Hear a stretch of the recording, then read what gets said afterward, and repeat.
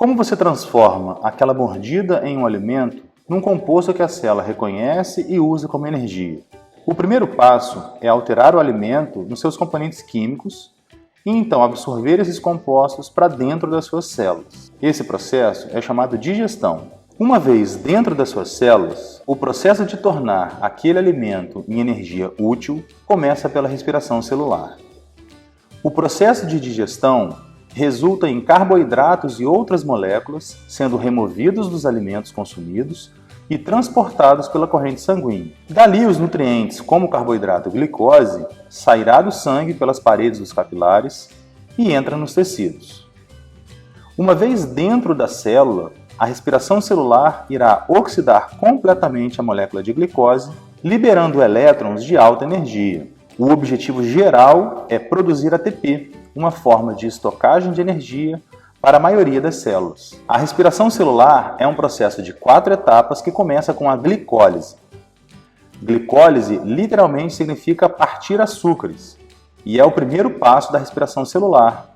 Ocorre no citoplasma das células. A glicólise consiste em 2 fases distintas, uma fase de investimento energético e uma fase de colheita energética. Na fase de investimento, 2 moléculas de ATP transferem energia para a molécula de glicose, formando um composto de 6 carbonos ligado a 2 grupos fosfatos, ou bifosfatado. Essa molécula se parte em 2 e a fase de colheita energética começa aí. Durante essa fase, as 2 moléculas de 3 carbonos são convertidas em piruvato e ATP. A glicólise é uma reação de 10 passos que envolve a atividade de múltiplas enzimas. Nesse processo, um total de 2 moléculas de ATP, 2 moléculas de piruvato e 2 moléculas carreadoras de elétrons de alta energia, o NADH, são formadas. Quando o oxigênio está presente, as moléculas de piruvato e NADH entram na mitocôndria e o próximo passo da respiração celular começa. A próxima etapa da respiração celular envolve o movimento do piruvato para dentro da mitocôndria, onde ele será oxidado. Cada molécula de piruvato é convertida em um composto chamado acetil-CoA. No processo de oxidação do piruvato, elétrons são transferidos para o NAD+, produzindo NADH, e um carbono é perdido, formando o dióxido de carbono. O próximo passo é chamado ciclo do ácido cítrico, também conhecido como ciclo de Krebs. Aqui, o acetil-CoA se ligará a um composto iniciador chamado oxaloacetato.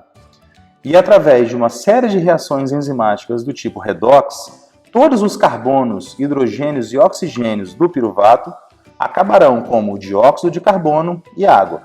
Essa via metabólica é chamada de ciclo porque o oxaloacetato é o iniciador e é regenerado ao final do processo. Para cada molécula de glicose que entra na glicólise, o ciclo roda 2 vezes, uma para cada piruvato que entra na mitocôndria. Durante a oxidação do piruvato e o ciclo do ácido cítrico, um total de 8 NADH, 2 FADH2, 2 ATPs e 6 CO2 para cada molécula de glicose é formado.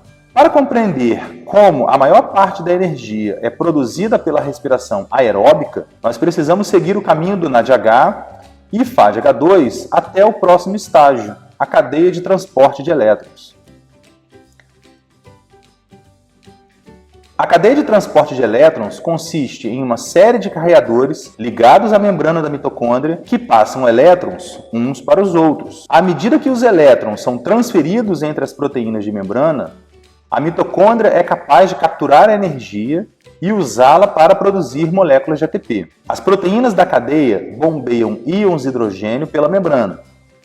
Quando os íons de hidrogênio fluem de volta pela membrana através de um complexo ATP sintase, o ATP é sintetizado pela enzima ATP sintase. O oxigênio age como um aceptor final de elétrons.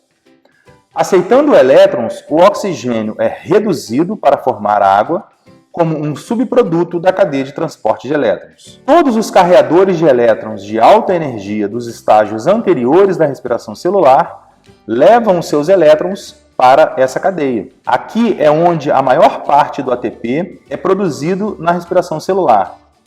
um total de aproximadamente 32 a 36 moléculas de ATP. Resumindo, nós vimos como os 4 estágios da respiração celular são responsáveis por converter a energia encontrada na molécula de glicose em ATP, a bateria energética da célula. Em média, 36 moléculas de ATP são produzidas por molécula de glicose que entra na célula. No processo de produção de ATP, o oxigênio é levado pela corrente sanguínea para ser o aceptor final de elétrons na cadeia de transporte de elétrons. E o dióxido de carbono, que é produzido como um subproduto, é liberado. O objetivo da respiração celular é transferir a energia dos alimentos que nós comemos diariamente para o ATP, o qual nossos corpos podem usar. Esse processo começa lanchando ou fazendo uma refeição e termina com a captura da energia por uma completa quebra nos nutrientes em energia e dióxido de carbono.